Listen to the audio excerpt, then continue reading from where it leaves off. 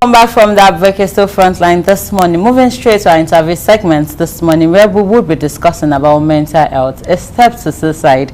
Of course, I have a guest here with me, Dr. Adeleye Babarinsa. I hope I pronounced that way. Yeah, you did.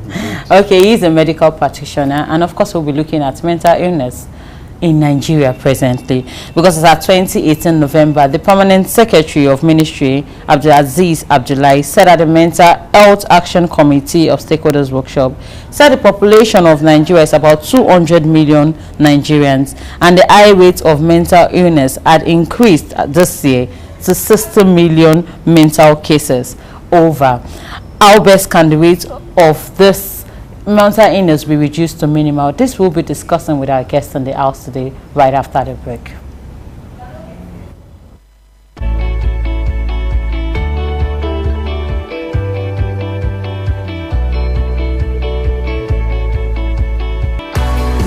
Come back from that break. Just as I said earlier on, I have a guest here in the house, Dr. Adeleye Babarinsa. He is a medical practitioner, and of course we'll be looking at mental illness, a step to suicide. This has been an issue that had gone on for a very long time, but the thing is, most people don't understand what mental illness is. Some just think it's display of madness. When you see a madman outside, that is mental illness. Can you shed more light on what mental illness is? Yeah, as you rightly said, most people have a wrong perspective to mental illness, because what we see in the movies, what we hear about or we see on the street, we assume that when we say someone is mentally ill, for example, when we hear 60 million Nigerians mentally ill, we think, so you mean 60 million Nigerians are mad? Mad people on the street. Yes, and that's not true, because mental health many times is madness, or what we call schizophrenia. That's one of the extreme forms, you know, of mental health. Okay. Mental illness essentially is when there's a problem with the way a person thinks, okay, with the way a person feels, or the way a person acts or relates in society. That's when we say there's a mental illness. And the truth is that there is nobody listening to me today that would not have said that at a particular point he or she had not behaved in an irrational way. But don't get me wrong, I don't mean whenever we behave irrationally. Yes, when you're angry or when you do something that is not normal. But that doesn't mean that person is actually mentally ill. Okay. But the moment it becomes severe or begins to affect your life generally, then it could be a problem. For example, if you go through a big challenge, you could get depressed. But when the depression begins to last beyond a period of time and it becomes, then that means that there's a problem. Just like not all fever is malaria, but when there are other signs, then you can say this most likely is a malaria. Okay, so there's this popular saying that every individual has some few 5 more minutes of madness per day. How true is that? Well, that statement is very funny, but I won't say it's exactly true, but I think it's just to let us know that mental health is close to all of us than we imagine. What that says essentially is that most of us will agree with is that certain times you just behave irrationally. You know, there was a time I was somewhere and I was just talking to myself, and there was a man beside me and he was like, "Oh, all is well." And I said, at the point you would have like, something is wrong with this you man. Understand? So the question is that the fact that you behave in a way that doesn't look exactly ideal doesn't necessarily mean that you are mentally ill. It just shows that at times our minds could act irrationally. But when you say a person actually has a mental illness, is when this kind of thing persists. Okay. For example, if you ask me a question and I'm saying, you ask me what's my name, and I'm saying I went to Abuja yesterday, then I came back to Lagos, and I'm speaking, you know, if it happens for 5 seconds, you may just say maybe something went wrong. When it starts becoming, I do the same thing today, tomorrow, next tomorrow, then I start saying things that are not visible, you know, and start acting abnormally, then you know that probably there's something wrong with this person. So what are the major causes of mental illness? Well, mental illness first is important we understand that mental illness has a broad spectrum. Okay. I mean, there are many things that can fall under mental illness. For example, there's what we call mood disorders, where a person has a problem with the way the person feels, like the person gets depressed or anxious, anxiety disorders, or people that panic easily. There's what we call psychotic disorder, when a person doesn't think appropriately. you know, and that's where you have all these schizophrenia and several others. Then you also have what we call the sleep disorders, where people don't sleep well. It's also a kind of mental disorder, you know, and several kinds of disorders, substance abuse, suicide, and all that. And many of these things will have different causes. But basically, the first thing we must know about mental disorders is that they are first diseases or disorders of the brain. And that's why we have what some people call some neuropsychiatric disorders. So there are things that can be explained medically. There are problems that has to do with the brain. And several things can cause it. One of the things that can cause it is that in some people there could be a genetic predisposition. What do I mean? You know, in those days, many times when you want to get married, they ask that, do you have any history, or do you want to find out if there's an history of mental illness in the family and all that? Yes, we believe that there could actually be some where you have people in certain families may be predisposed to it. But we have also realized that that's not only the cause. You can also have environmental factors where when people, and this starts from when a woman is even pregnant. Because if a woman is pregnant and she takes the wrong things in pregnancy, it could affect her unborn child. I mean, it could damage the brain and causes problem. If a woman gives birth and the proper care is not taken to that child as at the time of birth, that could also cause a problem. Because if there is shortage of blood supply to the brain or oxygen to the brain and there's some brain damage, it could actually cause some mental disorders. Then as the child grows up, if the child is exposed to some stressful circumstances, for example, loss of the parents, divorce, you know, and many other problems, it could actually affect the mental health of the child. And stress also could be a causative factor. Drug abuse, you know, and many other things could actually contribute to causing mental disorder. So in summary, there are two major causes of mental disorder. It could be genetic predisposition, which you call nature, or nurture, the environment. Stress in the environment and other problems in the environment could predispose to a mental disorder. All right, I would like to take you back on the point where you said in those days we had people who would tell you, go and find out if they have madness in their family, or if they have some form of mental illness. As a medical doctor, is there a standing belief that it is true that such issues can be passed around and around, like a genetic disposition of it can be passed around and around? Because I remember sometimes back I was discussing with someone and I said, oh, I have toothache, it aches me badly, and like, oh, does your dad have toothache, or probably your mom? Most times it is genetic. And I looked at the person like, oh, genetic, how? It could be caused by probably sweet things, sugar, and every other thing. It doesn't necessarily mean that because my dad had toothache then I must have the same toothache. So how visible is such issue in medical line? You see, the interesting thing about mental health illness is that it becomes something that it affects everybody. If you look at the statistics, according to WHO, about 1 in 4, every 4 people have mental disorder. In fact, some of the latest studies we have is they're saying that there's a possibility that 1 in 2 people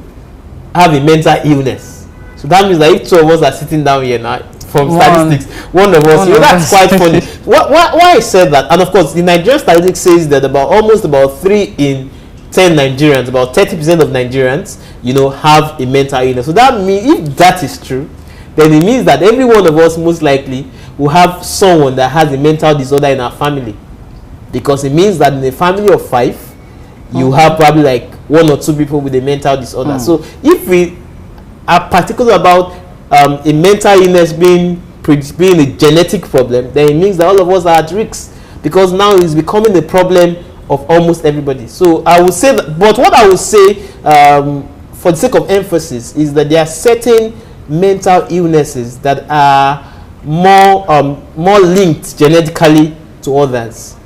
You understand? So, and that's important that we know that. But aside from that, looking at how common it is, we're all at risk of mental illnesses. All right, so before we move further, you mentioned part of the causes of mental illness could be as a result of drug abuse. Yes. And recently, looking at the generation we have now, most of them want to use drugs the way they want and wrongly.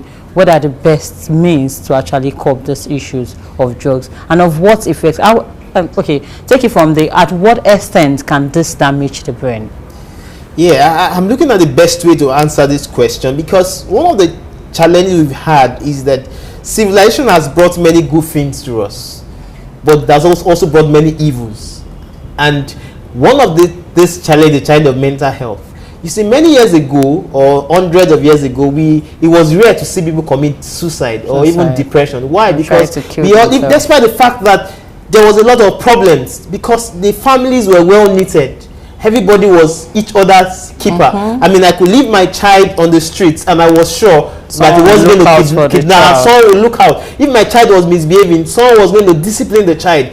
I mean, even the TV stations, the media, I mean, probably by 4 o'clock is when they open, and by 10 they are, you know, so things were a lot different. But now that we're exposed to a lot of problems are coming up. But the difference between Nigeria and the developed world is that they have been able to create systems to also combat these evils of civilization. Okay. Why I'm saying this is the issue of drug abuse, it's becoming a big problem, and almost all our young ones are into it. A lot of them are in. If I was speaking with young teenagers a few days ago, and I was shocked because I thought I was to educate them on drug abuse, but they were educating me on the kinds of drugs. I mean, they were telling me the kind of drugs. These are the drugs I was not aware of, and these are guys that are 11, 12, 13, 14. Where do they know all these things? The problem we're having now is that we have a situation whereby there is no regulation to drugs. People just walk into any chemist and get any drugs. Meanwhile, many of these drugs, if any drug, should be on prescription, except a few. So we have a situation whereby these drugs are in circulation and they cannot be curbed. So we have a lot of problem with drug abuse. Meanwhile, in the developed world, the use of drugs are being well controlled. And one of the causes of mental disorder today is drug abuse. People are committing suicide because of drug abuse. Drug abuse is worsening depression and many other problems. So it's really a big problem I think we should be able to address. All right, still on what you mentioned as the causes and what could actually lead to it. You mentioned earlier on mood disorder, so emotional or mood disorder, how they feel. Most people are wondering, I'm sure most of the viewers are wondering, my mood. So can't I just be, some people will tell you, I'm an in-house person, I just want to be quiet for a very long time. So how do you identify people with such mood disorder? Because some will tell you it's my mood swing, I have mood swing and I just want to be like this today. So how do you identify people with such mood disorder? You know, at times mental health illnesses or mental illnesses are not easy to diagnose. Okay. Because you have to understand the pre-morbid state of the person or who the person was before. For example, someone that is usually excited, you know, I mean the life of the party and all that, and suddenly the person is quiet, is withdrawn, that person could actually have a problem. Okay. Meanwhile, for someone that's the normal personality, you may not be bothered. The same way to someone that is usually calm and suddenly went hyper. Yes, then you should be suspicious. So many times you need to understand the pre-morbid personality of the person before you say, I think there could be a problem. And that's why families and friends are usually the first set of people to know if there's a mental illness. And that's the reason why we must ensure that everybody is well educated. And that's the essence of the program we are doing now. So people know how to recognize when there's a problem. And because at times people know there's a problem, but people don't know how to approach the problem. So because we don't understand the problem, we tend to now begin to attach a lot of metaphysical issues to it. That maybe something this person is possessed with the family. You know, something is wrong with the family and all that. But it's important we understand this thing. So that's how you recognize mood disorders. All right, a lot of people are depressed, and one way or the other, this stage has led to them thinking of suicide. Yes. Depression comes from even what they think most times, their mental self, what they calculate in their mind. How demeaning is this to our society?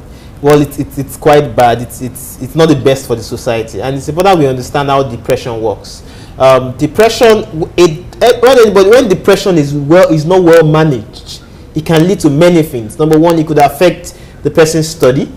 So someone that is doing well at school or at work may suddenly just deteriorate. And the problem we have in this part of the world is that because we do not pay attention to mental health, when people like this have these challenges, then rather than helping them, they either get sacked or, you know, from their place of work, or in school, you know, they are punished for not doing well. You know, nobody tries to pay attention to why has this person suddenly changed?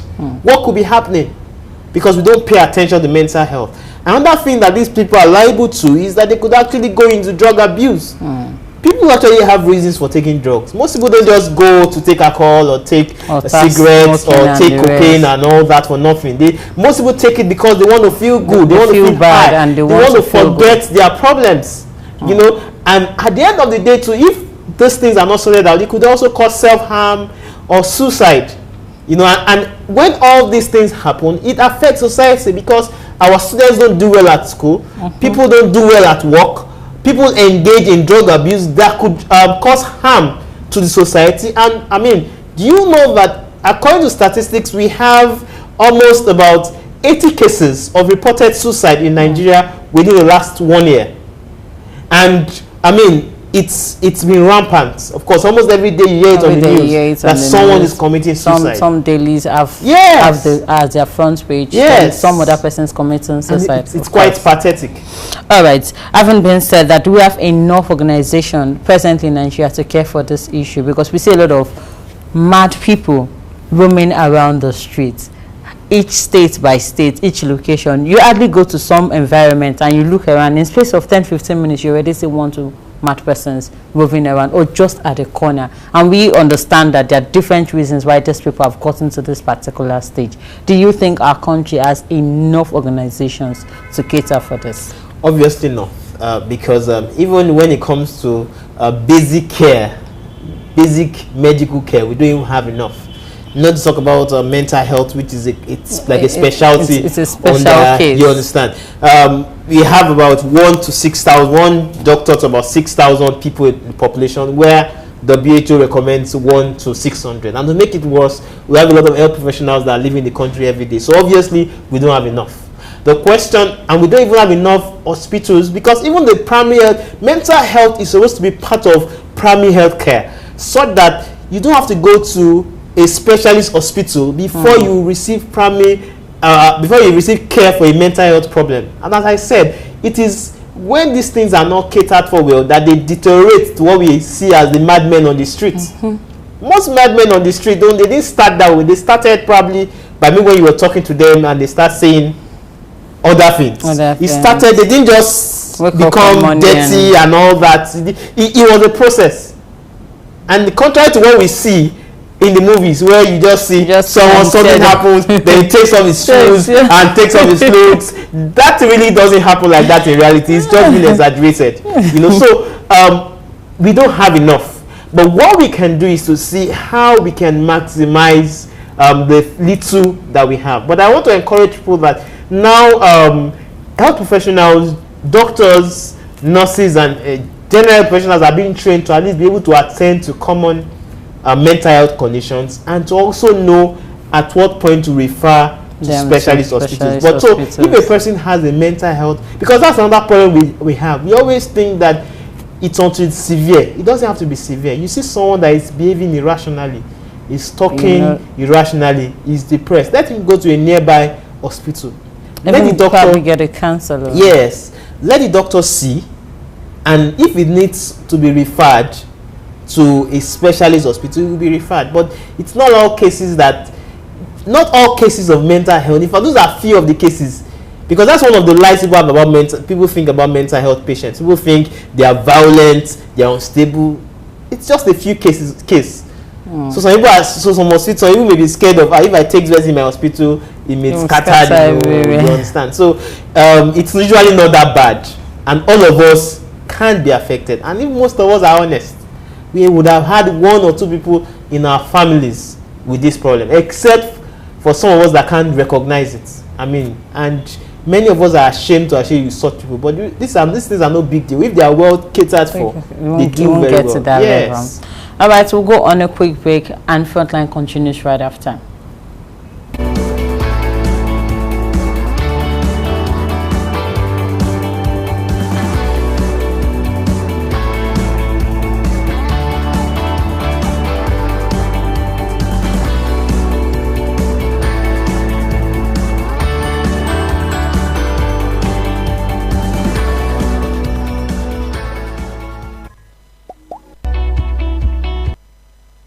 Frontline this morning. And still on an interview segment, I have with me here a guest, a medical practitioner, Dr. Adeleye Babarinsa. We'll be discussing about mental health, a step to suicide, and of course the causes and way forward. Same on the same issue. Some individuals affected by mental illness are as a result of cannabis, drugs, and the rest. How best do you think the system can eradicate the use of illegal drug consumptions? Well, the truth is that it's hard to actually eradicate these things because people all over, even in countries that have all the control mechanisms, people still find their way of smuggling these things into the community and using it. But you see, the real question we need to ask ourselves is that, are we following the basic controls? Number one, many of our pharmaceutical companies, and chemists, are we making sure that they don't just sell any drugs? Are we respecting the rule of most drugs are supposed to be prescription only? Another question we should ask ourselves is that when people that abuse these drugs are caught, what are they allowed to face the wrath of the law? Or many times do we just leave when they catch them, if they bribe whatever officials, they release them? These are questions we should ask ourselves. We can only regulate it because you must understand that many of these hard drugs, it's actually a business. It's of course an illegal business. A lot of people are making millions from it. And that's why they will do everything to navigate and to ensure that the business continues. But we have to make sure that people are prosecuted when they offend, when they break the laws by using these drugs. We have to make sure that drugs are well regulated. Systems are put in place that these drugs not get into circulation. And if we can do all this, then we can reduce these drugs from getting into the hands of young people. All right, considering our economic state in the country, because recently there had been a report from World Bank saying our economic is slipping day by day. Do you think this economic situation contributes to a bigger factor to why we have a lot of mental illness in the society? Obviously. The way I explain mental health to people or depression and many of this is that it is not the problems itself that causes mental health or causes depression. A good example is that we have a stool that's supposed to take a weight. For example, supposed to put a little weight on this stool, and normally this stool is the human being. He or she's supposed to accommodate the problem. But in a situation whereby that person is not strong enough to accommodate that problem or that challenge, any challenge will just pull the person apart. And that's what happens. So what I'm trying to explain in other words is that a lot of people are poor. A lot of people go through challenges and they don't break down mentally because they're strong.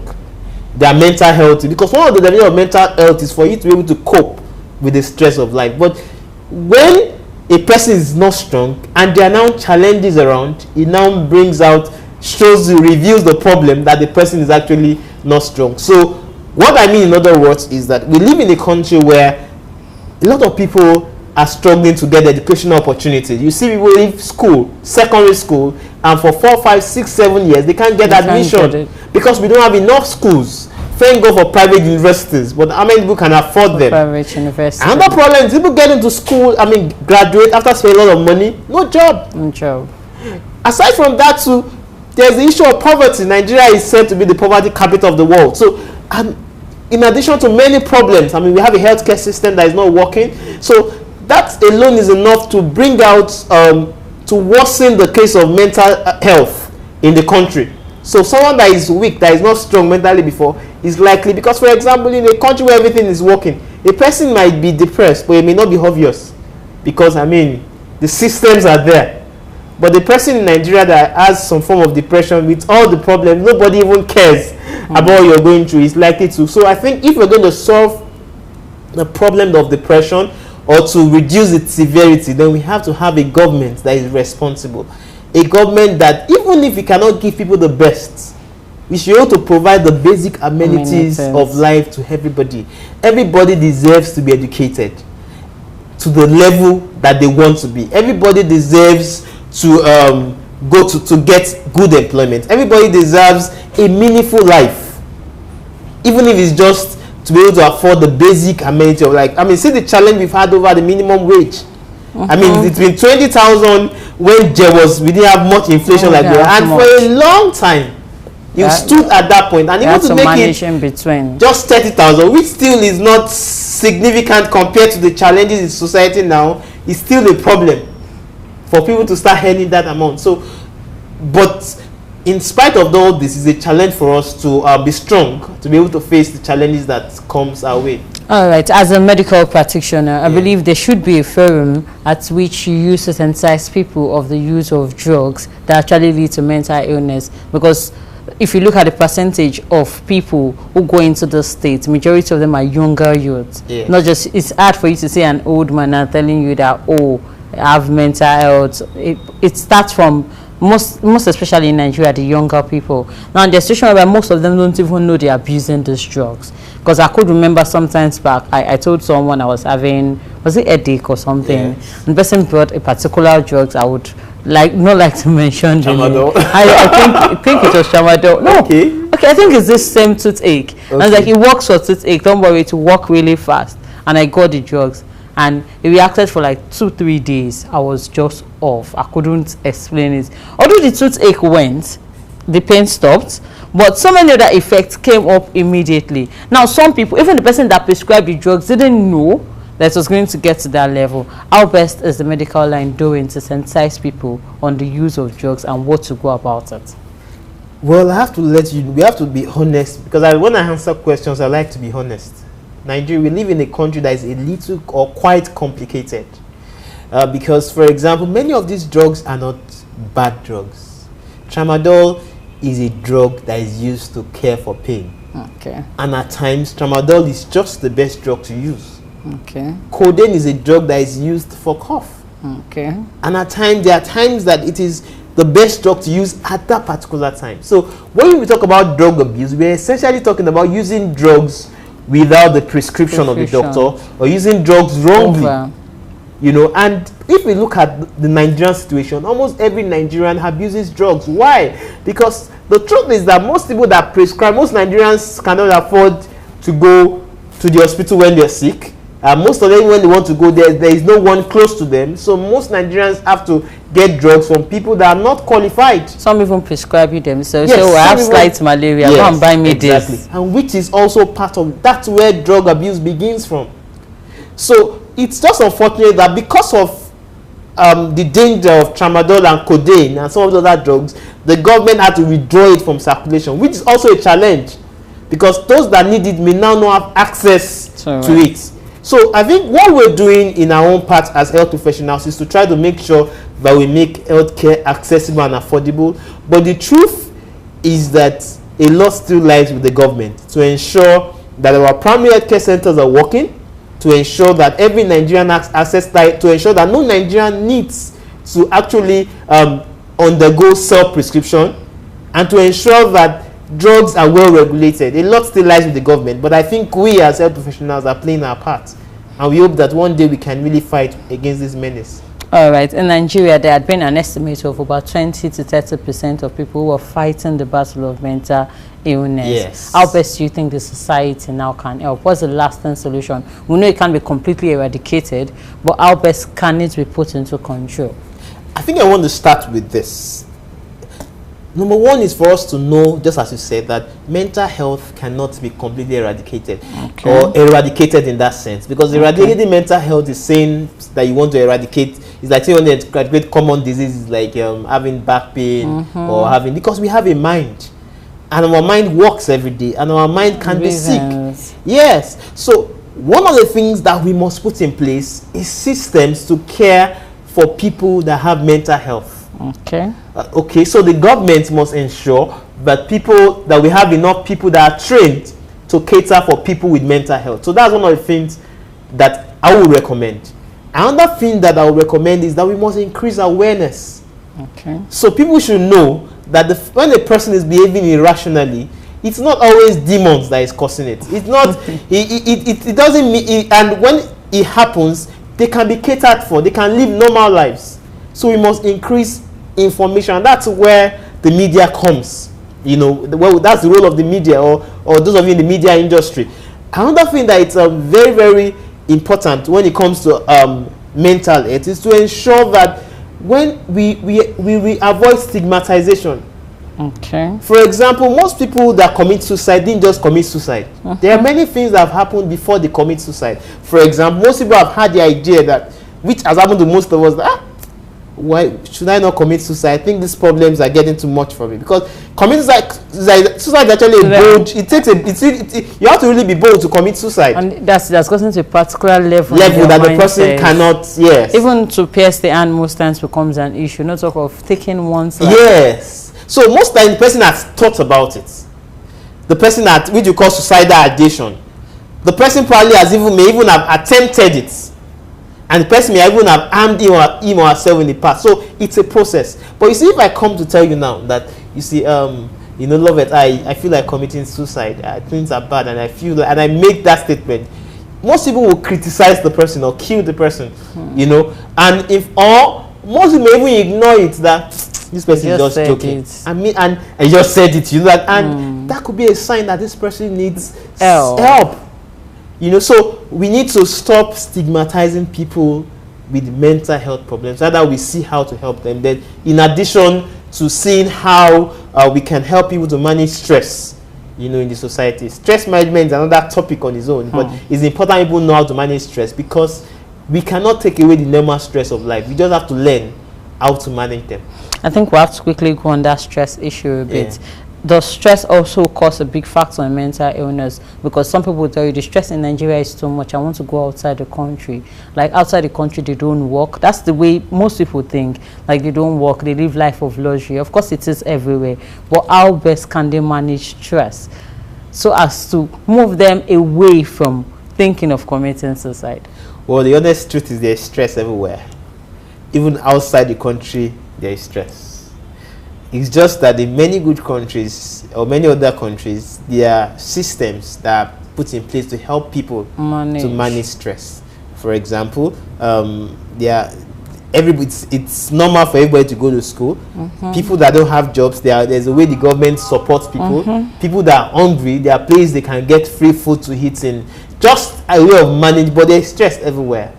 So people should not think running away from Nigeria will take them away from the normal stress. But the truth is that stress actually is one of the risk factors for mental problems. And that's why at times when we want to treat people with mental problems, one of the things that we do is to help to modify the stressful situation. And that's why there are times that there are people that can afford it at times, so we be encouraged to take a vacation, you know, where they can have less stress to be able to focus and care for themselves. You know, some people with mental health problems, we encourage them to get a job.